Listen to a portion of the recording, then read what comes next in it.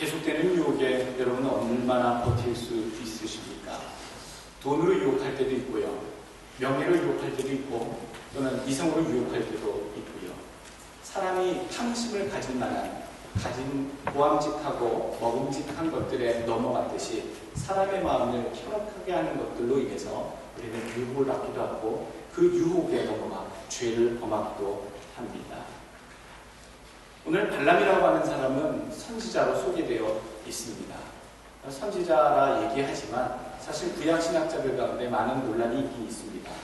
과연 이 사람이 하나님이 세우신 선지자가 맞느냐, 출신이 선지자로 부르심을 받은 자가 맞느냐라는 의견이 있고, 이 사람은 하나님이 부르신 선지자는 아닌 미디안 쪽에 거하는 모압 지방에 거하는 그런 복술사, 점을 치거나 마술을 행하거나 그런 무속의 일을 행했던 복술사이지만 하나님께서 감동을 주셔서 이 사람으로 하여금 하나님의 말씀을 대신 전하게 하는 역할을 잠시 맡은 자일 뿐이다 라고 얘기하는 그런 여러 가지 의견들이 학계에 그렇게 보고가 되고 있습니다. 그런데 오늘 본문에 보게 되면요, 이 나오는 선지자 발람이 이방인으로서 복술사로서 하나님께 잠시 쓰였던 자인지 아니면 애초부터 하나님께서 이 사람을 부르셔서 세우신 선지자였는지는 여러분 오늘 본문에 나오게 됩니다. 본문에 한번 보시지요. 18절 말씀 보게 되면 중간쯤 발람이 그 집에 은금을 가득히 채워서 내게 줄지라도 내가 능히 여호와의 내 하나님의 말씀을 어기어 덜하거나 더하지 못하겠노라 이렇게 얘기합니다. 그리고 하나님의 사자가 나타나서 말씀하시기도 하고요, 들려주시기도 하고 분명히 하나님의 명령을 받기도 하고 보기도 한 사람은 우리가 무엇이라 얘기합니까? 구약시대의 선지자라고 얘기합니다. 이 본문 그리고 이 발람이라고 하는 선지자의 대답을 봤을 때 이 사람은 분명 하나님의 부르심을 받아 세움받은 선지자였구나라는 것을 우리는 알 수 있다는 것이죠. 그런데 이 선지자에 대해서 성경은 마지막에 선지자로 표현하고 있지 않다라는 얘기입니다. 여호수아 13장 22절 보게 되면 이 발락에 대한 언급이 나오는데 히브리 성경에 표현되어 있기를 선지자라고 하는 표현은 나비라고 하는 히브리어를 씁니다만 이 여호수아 13장 22절에 이 발람에 대한 표현을 쓸 때에는요, 호생이라고 하는 술사, 마법사 이런 표현으로 여호수아에 그렇게 기록을 합니다. 성경은 그를 하나님의 사람으로 인정하지 않고 있다는 얘기죠. 무슨 의미입니까? 하나님의 사람으로 부르심을 받았지만 그의 말로가 하나님의 사람답지 않게 끝났기 때문에 선지자임에도 불구하고 하나님의 성령이 임했고 하나님의 말씀이 임했고 하나님께서 맡기신 사역을 받은 선지자였음에도 불구하고요, 성경은 그를 선지자로 인정하지 않는 표현으로 종지부를 찍고 있다는 얘기입니다. 마지막에 우리가 어떤 모습으로 세상에게 남겨지고 하나님 앞에 불려질지, 아무리 우리가 목사로 섰고요, 아무리 우리가 장로로 또는 안수집사님으로 직분자로 세상에서 하나님의 일을 위해서 서고 수고한 사역자들이었다 하더라도요, 하나님이 우리를 향해 마지막에 표현하신 그 표현이 과연 어떤 표현이 될 것인가? 여러분 오늘 발람의 교훈이 여러분들의 믿음의 큰 교훈이 되시길 주의 이름으로 부탁드리겠습니다. 이스라엘이 이제는 모세의 인도하심을 받아 아론이 죽고 나서 얼마 된 시점입니다. 미디안 광야, 이 모압 땅을 진격해 들어가야 되는, 아직 가나안 땅에 들어가지 못했고 그 가운데 있는 모압 땅을 지나가야 되는 상황에 이르릅니다. 이미 거슬러 올라오면서 많은 지경을 건너왔고 건너오는 중에 하나님께서 이스라엘 백성과 함께 하셨다는 소문이 이미 그 근처에 또 왕들에게, 족속들에게 퍼져 있었던 터였지요. 그래서 오늘 이 모압 왕 발락 1절에 나와 15절에 나옵니다. 발락이요, 꾀를 내어 발람이라고 하는 이 선지자를 청하여 사람을 보냅니다. 어떻게 이 하나님이 택하셔서 이끌어 들이시고 우리에게로 들어오고 있는 이 민족을 저지할 것인가, 견제할 것인가, 막을 것인가. 하나님을 아는 선지자를 수소문해서 찾는 거지요. 용한 선지자를 찾았습니다. 그 이름이 오늘 등장하는 발람 선지자입니다. 이 발람은 이 모압 왕 발락이 보낸, 오늘 발람이랑 발락이랑 이름 비슷한데 헷갈리지 마십시오. 모압 왕이 보낸 귀족들의 요청을 오늘 받아들이게 됩니다.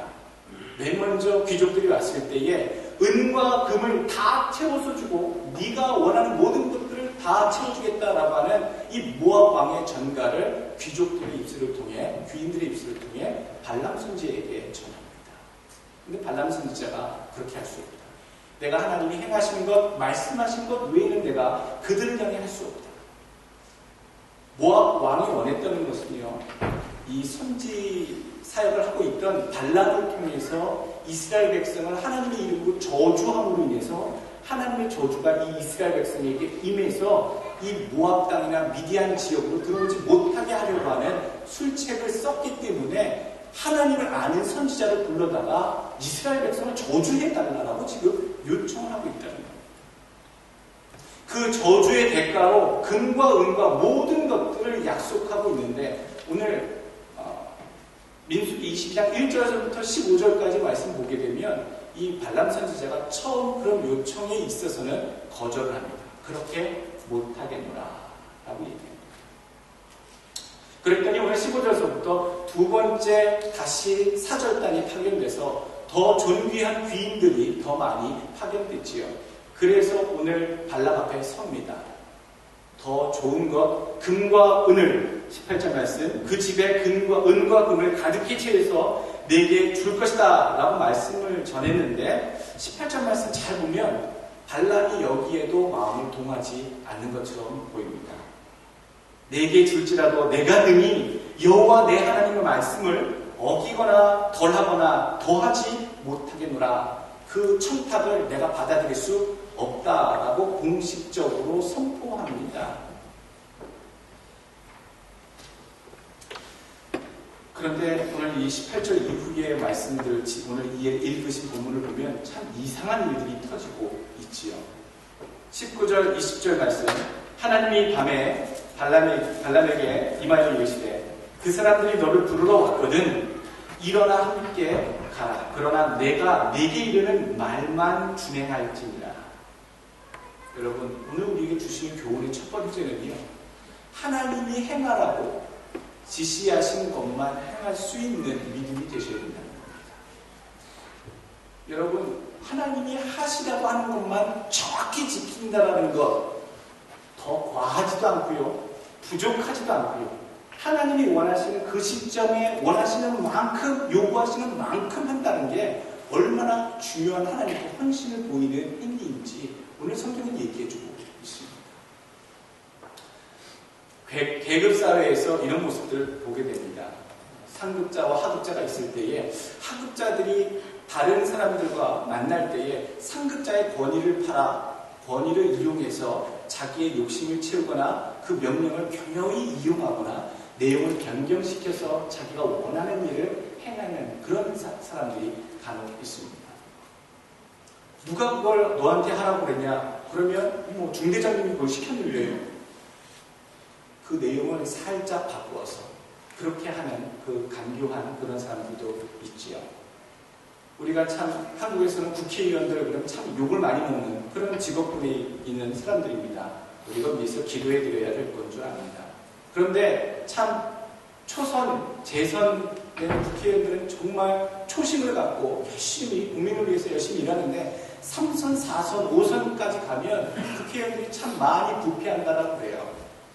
왜 그런가 봤더니 모두들 다 국민이 원한다고, 국민을 위한다고 하지만 사실 주변에 뇌물을 가지고 오거나 다른 친인척 간에 청탁을 받고 그 사람들만 위해서 행하면서 입법을 할 때는 국민들이 원하기 때문에 온 국민을 위해서라는 말로 명분을 세워 포장을 합니다. 그럴 거 우리가 나중에 발견하게 되면 우리가 속은 그런 배신감을 느끼게 되기도 하고 그런 국회의원들에 대해서는 지탄하기도 하겠지요. 하나님께서 이르시는 것만 하는 것, 더도 말고요, 덜도 아닙니다. 더 나아가서 하나님의 일을 망치거나 설레발이 쳐서 하나님의 일을 너무 지나치게 만들거나 또는 하나님이 행하려 했는데 그만큼의 열심을 보이지 못해서 부족하게 만들거나 진행이 더디게 만들거나 이렇게 하는 것을 주의 종들이 해서는 안 될 주의해야 할 순종의 자세라는 것이죠. 오늘 20절 말씀 여러분 마음속에 기억하시길 바랍니다. 내게 이르는 말만 준행할지니라. 여러분 이렇게 행하실 수 있는 믿음 되시길 주 이름으로 축원합니다. 두 번째 오늘 주시는 교훈은요. 내 뜻이 아닌 하나님의 뜻을 발견하고 순종하라는 겁니다. 하나님의 뜻을 순종하는데 내 뜻을 갖다 심을 때에는 무엇이 하나님의 뜻인지 무엇이 내 뜻인지 그리고 어떻게 해야 되는 것이 방향 감각을 잃어버리고 하나님의 일을 그르치는 경우가 상당히 많이 있습니다. 오늘 22절 말씀 보면 이상한 일이 벌어집니다. 22절 그가 행함을 인하여 하나님의 진노하심으로 여호와의 사자가 그를 막으려고 길에 서니라. 하나님이 진노하셨어요. 그리고 하나님이 보내신 사자, 천사, 하나님이 보내신 사자가 칼을 들고 길을 막았어요. 하나님이 세우신 선지자의 길을 막았어요. 그리고 그에 대해서 진노하고 계세요. 그거 무슨 잘못을 했는가? 오늘 20절 말씀 끝부분을 보게 되면 그 사람들이 너를 부르러 왔거든. 일어나 함께 가라. 그러나 내가 내게 이르는 말만 준행할지니라. 일어나서 그들과 함께 가라라고 말씀하셨어요. 그럼 어떻게 됩니까? 함께 가야겠지요. 그래서 21절 발람이 아침에 일어나서 자기 나귀에 안장을 들고 모압 귀족들과 함께 행하니 지금 발람은 하나님이 말씀하셨던 대로 함께 그들과 함께 가라. 그리고 행할 것대로 행하라. 그렇게 말씀하셔서 안장에 나귀의 안장을 채우고 길을 떠나고 있는 지극히 자연스러운 순종의 모습을 보이고 있는데 오늘 하나님께서는 그의 행함을 인하여 하나님이 진노하심으로 여호와의 사자를 보내시기까지 합니다. 여호와의 사자가 길을 막고 하나님이 긴급히 역사하실 정도로 하나님이 굉장히 분노하신 이유가 무엇이었을까요? 여호수아 5장 14절 15절 보게 되면 하나님께서 동행하시는 것을 보이시려고 하나님의 사자들을 보내시기도 합니다. 여호수아가 가나안 땅으로 들어가기 직전, 여리고를 건너기 직전, 여리고로 들어가기 요단강을 건너 여리고로 들어가기 직전에 여호와의 군대 장관 하나님 보내신 사자가 칼을 빼고 저희의 앞서 행하시려고 하나님께서 파견 보내시는 장면이 여호수아 5장에 나오게 됩니다. 그 여호수아에게 만나게 하신 그 하나님이 보내주신 여호와의 군대 장관은 이제 가나안을 정복해 가면서 계속 싸워야 하는 그런 전쟁 가운데 하나님께서 앞서서 저 민족을 향해 이스라엘 향해 대신 싸우시겠다고 하는 징표로서 그 여호와의 군대 장관 여호와의 사자를 칼을 빼들고 보내셨다는 거지요. 무엇을 상징합니까? 하나님이 함께 하신다고 하는 것을 상징하는 파견자였습니다. 그런데 오늘 하나님께서 막으시려고 파견한 천사가 있다는 겁니다. 하나님의 사자가 막으려고 나왔다. 왜 하나님 막으시죠? 왜 막으시려고 하셨을까? 가라고 해서 가는 것 같은데 뭘 그게 크게 잘못해서 성경에 나와 있지 않은데 무슨 잘못을 했길래 오늘 여호와의 사자가 그를 막고 칼까지 떼어들고 겁을 주고 있는 것일까? 32절에 답이 나옵니다. 여러분 한번 읽어보겠습니다. 여호와의 사자가 그에게 이르되 너는 어찌하여 네 나귀를 이같이 3번 때렸느냐? 보라, 네 길이 내 앞에 패역함으로 내가 너를 막으려고 나왔더니. 하나님이 보시기에 패역하다, 레플리스라고 하는 표현입니다. 무분별하다, 무모하다, 잘못되었다라고 하는 표현을 쓰고 있습니다. 네가 지금 행하고 있는 이 길이 표면적으로는 먼저 말씀하신 하나님 말씀에 순종하는 것처럼 보이지만 하나님 내가 볼 때에는 내 앞에 너는 무모한 행보를 하고 있다라고 하나님께서는 그 이유를 밝히고 계시다는 것이죠. 하나님 앞에 패역한 것, 그게 무엇일까요? 두 마음을 품었다는 얘기입니다. 하나님 앞에 죄악을 품고 있었다는 얘기입니다. 성경에는 직접적으로 보여지지는 않지만 하나님이 즉각적으로 알아내신 이 발람의 마음에 그 죄악을 하나님 지금 폐역하다라고 얘기하고 계시다는 것이죠. 발람의 마음에는 이미 재물에 대한 욕심이 들어가 있었습니다.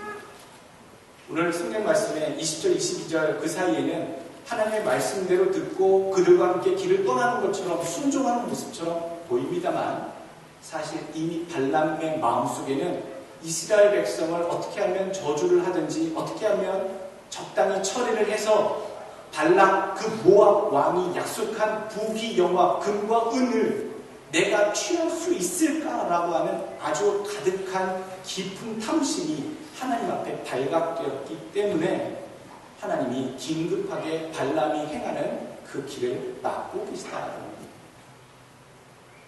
목사님 어디 그 얘기가 나옵니까? 여러분 31장 16절 15절 보시게 되면 이 발람이라는 사람 참 간교하고 교묘합니다. 어떻게 하나님의 사람이 이렇게 간교하기까지 할까? 오늘 18절 19절 20절 보게 되면 여호와 내 하나님의 말씀을 어기어 덜하거나 더하지 못하겠노라 그렇게 신앙을 고백하고 선포했던 이 선지자가요 31장, 민수기 31장쯤 가게 되면요 이스라엘 백성을요 직접적으로 저주하지 못합니다. 저주하지 못하고 오히려 저주하려고 불려갔지만 3차례에 걸쳐 이스라엘 백성을 향한 축복의 말씀을 기도를 하나님께 드려요. 축복을 해요. 그리고 심지어 4번째에 대한 예언을 할 때에는 메시아가 오실 것에 대한 예언을 이 발람 선지자의 입을 통해 우리에게 선포하고 있어요.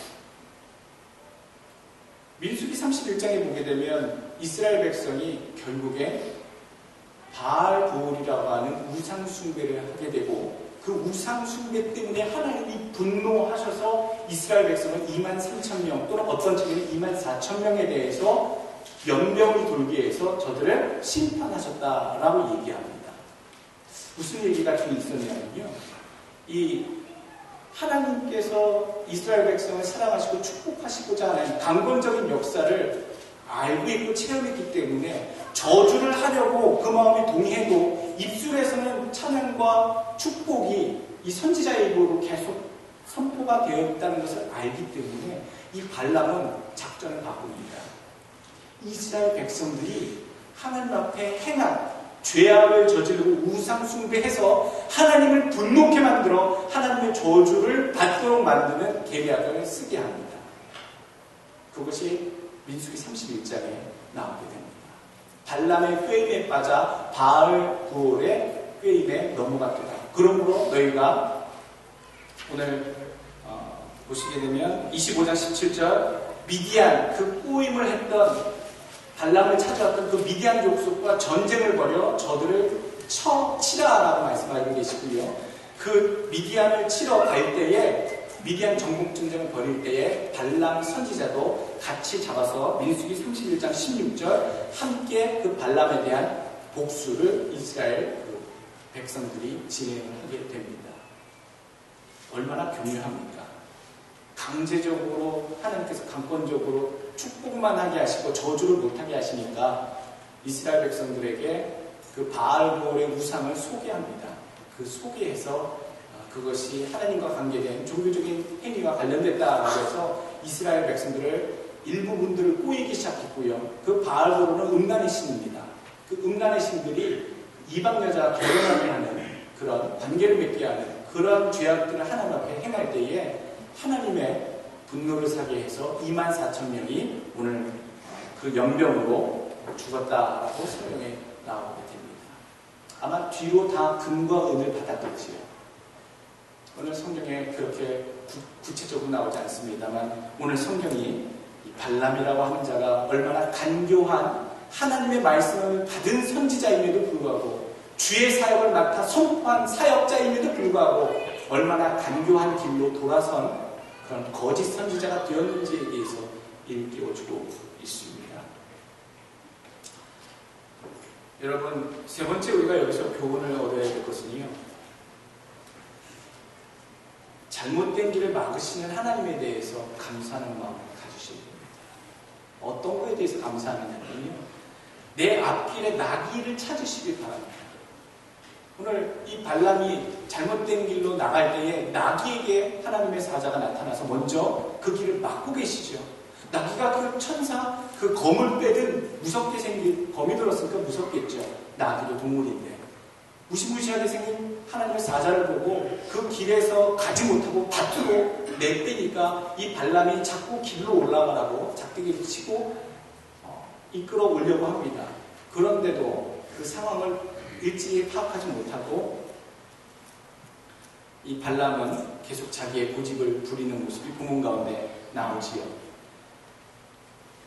하나님께서는 나귀의 길을 틀으심으로 발람의 길을 막으시려고 하나님께서는 그렇게 열심을 보이셨다는 겁니다. 잘못된 선지자의 길을 막으시려고 나귀를 사용하시고 나귀의 입술을 빌려서 발람에게 하신 하나님의 말씀을 선포하고 계시지요. 여러분, 우리 주변에 특별히 믿는 자의 삶에 일어나는 일들은 우리가 의미를 발견하기 전에는 우연이라 생각하기 쉽습니다만 상당히 많은 부분에 우연이 아닌 것들이 의미가 담겨져 있는 그런 일들이 대부분 참 많이 있습니다. 주일 성수해야 되는데 하나님 봉사하러 가야 되는데 요것만 빼버리자, 요것만 우리가 즐기고 먹고 놀자, 그러고 달려가는 그 길에 여러분 타이어가 펑크 났다고 생각해 보십시오. 여러분 어떻게 생각하십니까? 우연일 뿐이야, 펑크야 뭐 가끔 나는데, 이렇게 생각하시지요? 펑크를 수리하고, 자동차가 펑크 난 걸 수리하고 또 다시 열심히 가는데 숨어있던 경찰관한테 티켓을 받았습니다. 뭐라고 생각하십니까? 우연일 뿐이야, 한두 번 봤잖아. 그리고 티켓 받고 또 가고 즐겁게 놀고 하곤 했는데 가족 가운데 누가 배탈이 나거나 고생을 합니다. 우연일 뿐이야, 뭐 잘못 먹을 수도 있지. 여러분, 우연히 연속적으로 뭔가 반복될 때에는요, 한 번이면 몰라도 여러 번 반복될 때에 있는 그 상황 속에 내가 하나님 앞에 무엇을 깨달아야 하는가를 찾아보셔야 합니다. 우연은 없습니다. 우리가 아이들이 그렇게 묻죠. 엄마는 어떻게 아빠를 만났어? 우연일 뿐이야. 우연히 만났지. 엄마 나는 어떻게 태어났어요? 우연히 태어났어. 세상에 우연이 어디 있습니까? 우리가 그 뜻을 발견하지 못할 때에는 우연이겠지라고 생각하지만 의미가 다른 것을 찾을 때에는 소스라치게 놀라는 하나님의 계획하심이 하나님의 사람들을 향해 담겨져 있다는 것을 여러분 우리가 알아내지 않습니까? 잘못된 길을 행하실 때에는요, 우리가 하나님께서 원하시는 길을 행하고 바른 길, 축복된 길을 행할 때는요, 하나님께서 인도하시고 도와주시고 동행하십니다.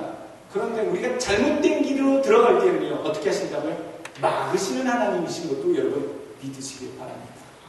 어떤 일이 잘 된다고요? 하나님이 도와주시는 것 같다고요? 간증 그렇게 하시죠. 어떤 일을 잘못해서 잘못된 길로 갈 때에 하나님이 막으시는 것도 간증이 되어야 한다는 말씀이죠.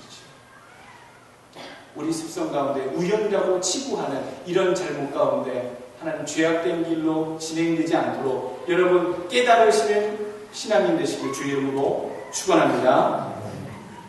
막으시는 하나님께 감사하시고 우리 인생 가운데 브레이크를 거시는 나귀를 찾으실 때 감사하시길 바라겠습니다. 하나님의 말씀에만 마지막으로 절대 순종하십시오. 계산적으로 예수 믿으려고 하지 마시고, 이 발람도 어떻게 선지자이면서 사명은 그렇게, 대응은 그렇게 하면서 어떻게 자기 욕심을 챙기려고 결국에 끝끝내 그 간교한 계략으로 이방인들과 금과 은을 거래를 하면서 이스라엘 백성들을 죄악에 빠지게 했는지, 오늘 성경에 분명히 31장, 32장까지 그의 죄악에 대해서 일깨워주고 있습니다. 초심을 잃지 않고 여러분 믿음을 지키시길 바라겠습니다. 저도 늘 목사지만 초심을 잃지 않고 교회의 사이즈가 커지고 또 세상의 것들이 또 대우들이 달라지면 목사들도 그 욕심에 빠지기 쉽습니다. 자기가 높은 자리, 더 어떤 많은 그런 주변 사람들의 칭송이나 칭찬 속에 빠지게 되면 우리는 그런 교만의 죄악을 범하기 쉽게 되겠지요. 타락한 종교인, 타락한 목자는요, 그 끝은 저주입니다. 그가 하나님의 사람이었어도 성경이 그를 인정하고 있지 않듯이 하나님께서 그를 인정하지 않으십니다. 베드로후서 2장 15절 말씀, 저희가 바른 길을 떠나 미혹하여 부올의 아들 발람의 길을 좇는도다.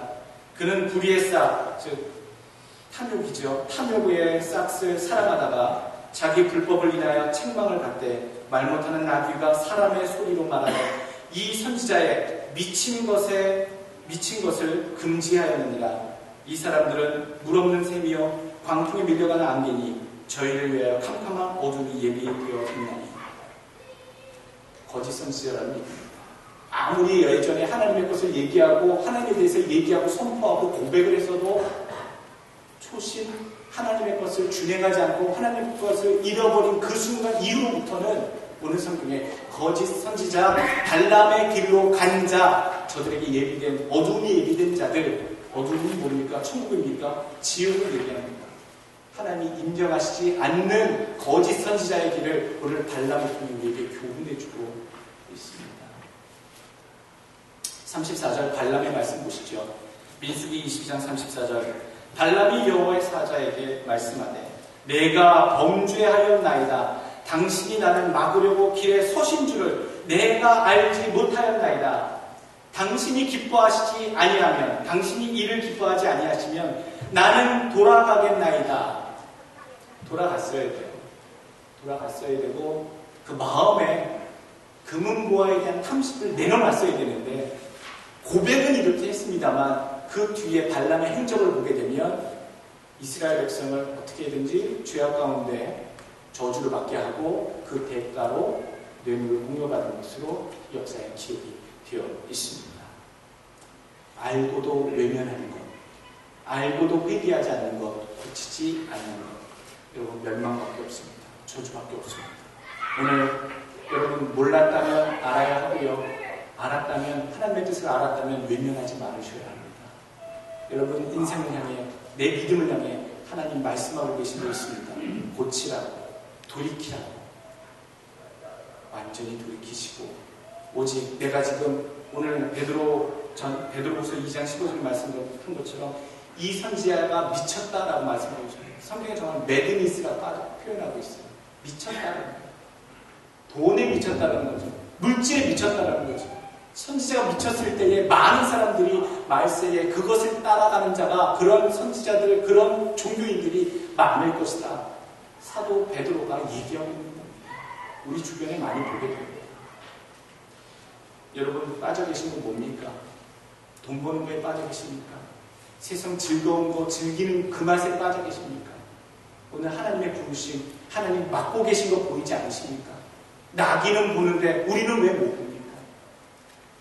우리가 세상 가운데 빠지지 않고 유혹 가운데 빠지지 않고 사심 없이 하나님만 진심으로 섬길 수 있는, 말씀에 지키라고 하는 대로 지킬 수 있는 그런 믿음들 되시길 주의 이름으로 축원합니다.